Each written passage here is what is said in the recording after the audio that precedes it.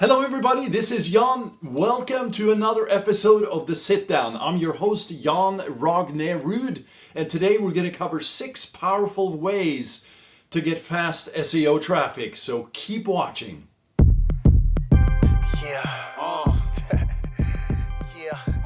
Alright, so we get this question often, right? How do we get some fast SEO traffic? Well, you know, the true and tried and tested versions of SEO is not typically fast, right?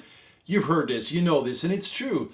Unlike paid search, which is instant by really virtually launching a campaign, SEO takes time, but there are some cool ways that can have an immediate and fast impact. So we're going to cover that here. Now, one of the things I like to do is start with kind of the easy and move into the more advanced. So we're going to do that over here, okay? So let's start with that. Now, one of the things we see all the time is the fact that we see blockages on websites and pages, right? And one of the most obvious things is moving from a development to a staging to a production environment. It doesn't have to be as fancy as that, by the way, but we work under those conditions typically. When it goes live from staging to production, there's something called the robots.txt file. It sits in the root of your server where you're deploying your website essentially, and it's powerful instructions that you can send to search engines, to their bots, to indicate if you want something included, excluded, and a number of other things. But one of the things that typically happens is developers will block it by setting this to a disallow, which means do not spider my site. Well, when it goes live, that directive is pushed out live and it essentially blocks all traffic. So you'll see this on your graph, right? Not good. Make sure you check your robots file. There's also directives on the page itself using meta tags and descriptions. But I'm going to assume that you understand that we're about that, but that we're talking about robots.txt. But do check both. Next thing is we want to cover hosting and speed. It seems obvious, but yet so many sites that we come across have low performing infrastructures, and we want to make sure you get good hosting and fast loading speed on your pages, right? We want them to be really speedy, is what I'm trying to say.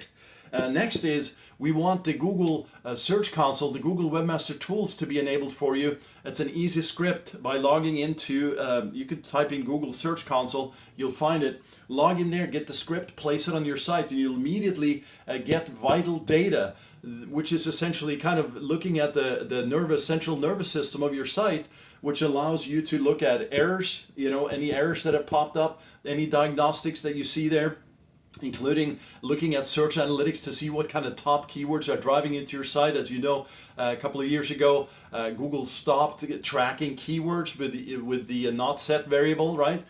You have to go either paid or SSL on this, but essentially you can get keyword data from the Google Search Console, so you want to enable that and get that right. Next thing is, I talked about Google Analytics in other episodes, very important. You'll hear that repeating theme going on here. You want to make sure that you get those top pages tracked, learn which ones they are, because we're going to do some work here as we kind of start moving through the session today.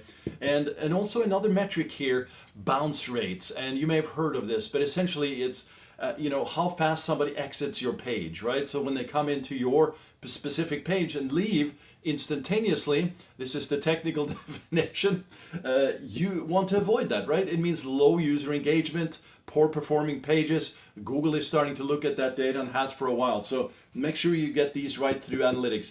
There's a whole slew of reports here. We're going to cover that in another episode. I just want to cover a couple of these right now. Duplicate pages, you can easily check that through these tools, but also just go out to your site, right? Type it into Google. Are you seeing multiple listings for your pages out there? This is something you ought to fix. Again, we're going to cover this in future episode, how to exactly do it. I'm just alerting you to these fast things that you can look at. And if you're not technical, this is an easy one to relate back to your webmaster or your production team. Ranking snapshot. I'm not a big fan of ranking as the ultimate end-all be-all. In fact, traffic by targeting pages and conversions are more important. But if you have a top 10 pages and your top 10 keywords, you can start there. Of course, sites have hundreds and hundreds of keywords. I'm not talking about that. I'm primarily talking about the top 10, 20 keywords that you can do a quick ranking snapshot for. And you can go out there and just type out ranking tools and you'll find a number of these available. So as we kind of have checked this off now, right? So we're going to do a big old checkbox here on this, this is a good start. This is going to have some immediate impact from the very beginning here, these blockages all the way through to understanding a little bit about your world, right? So as we move to more advanced now, we want to actually track this by going into looking at keywords, and keywords are essential to drive that search traffic, right?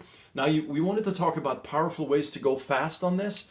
Well, if you don't know what they are, it's going to be fast, but if you want to go really fast, I put it over here on the right, is launch some paid traffic ads, right? So go to Google AdWords, go in there, make sure you include those top keywords that you are targeting, get some variations of those keywords, start running some campaigns and see which ones drive traffic, targeted traffic primarily, and which ones actually turn into business that you then can leverage as data points back to your SEO world, right? This is a smart strategy, especially if you want to go fast. There's always that discussion of time versus money.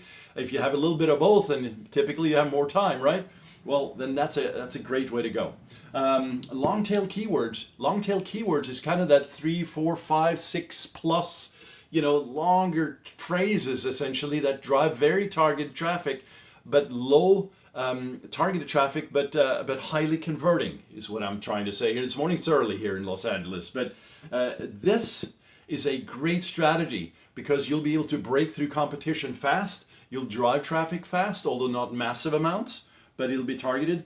And think of it in terms of expansion, because you'll see through this research from these data points and some of the research you may be doing in the paid area with Google Keyword Planner, that you can expand on these keywords. And as you start to narrow it down and you understand your top pages and the ones that are actually performing for you, well, you can go ahead and expand and add that to your copy. So essentially you're kind of getting a little more depth and structure to your pages here.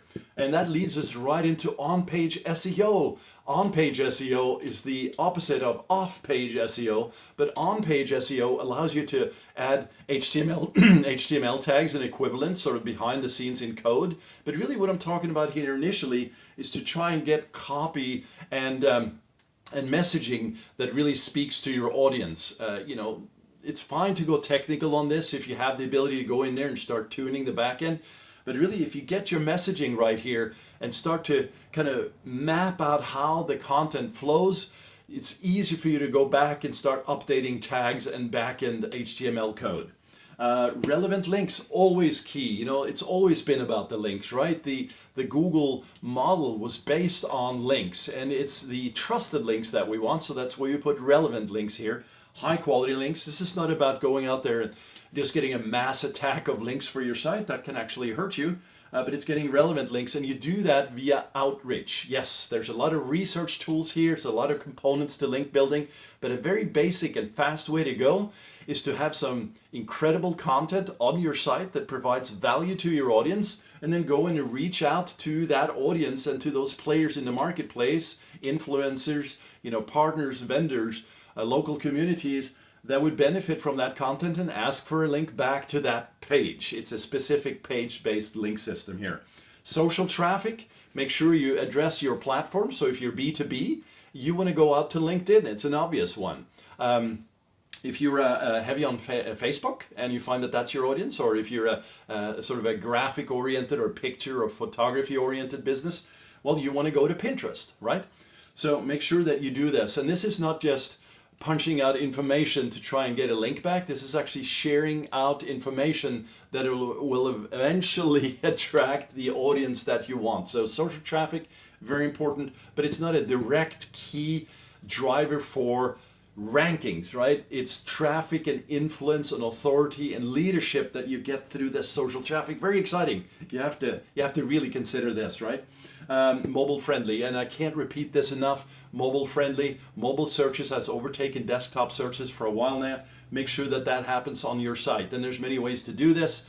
You can even include AMP, which is the accelerated mobile pages now, which has been launched. But make sure that it's actually viewable on your iPhone, your Android, iPad, etc.